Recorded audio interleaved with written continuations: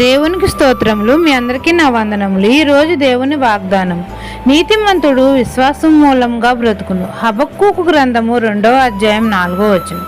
సృష్టికర్త అయిన యెహోవా నీతిమంతుడు, విశ్వాసం మూలంగా బ్రతుకును అని మనతో సెలవిస్తున్నాడు. మన దేవుడు పరిశుద్ధుడు, పూజార్హుడు. మన తండ్రి అయిన యెహోవా అబ్రహామును నీతిమంతుడుగా ఎంచాడు.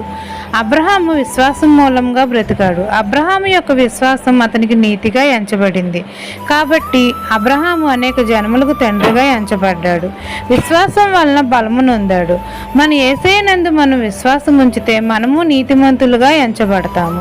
దేవుని యందు విశ్వాసం ఉంచితే మనం అందరము విశ్వాసం మూలంగా బ్రతుకుతాము.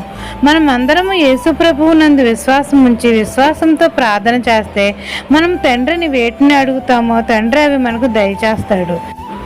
మన ఆర్థిక ఇబ్బందులన్నిటి నుండి విడుదల దయచేస్తాడు. మన సమస్యలన్నిటి నుండి విడుదల దయచేస్తాడు. అన్ని విషయంలో మనల్ని అభివృద్ధి చేస్తాడు. నీతిమంతుడు విశ్వాసం మూలంగా బ్రతుకుతాడు. కాబట్టి దేవుని యందు అసూయపడుతున్నాడు.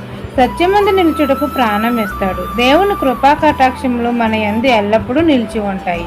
ఈ దిన వాగ్దానం మీ నా జీవితంలో నెరవేరాలని కోరుకుంటూ దేవుని సువార్తా పరిచర్యలో మీ సహోదరి. ఆమెన్.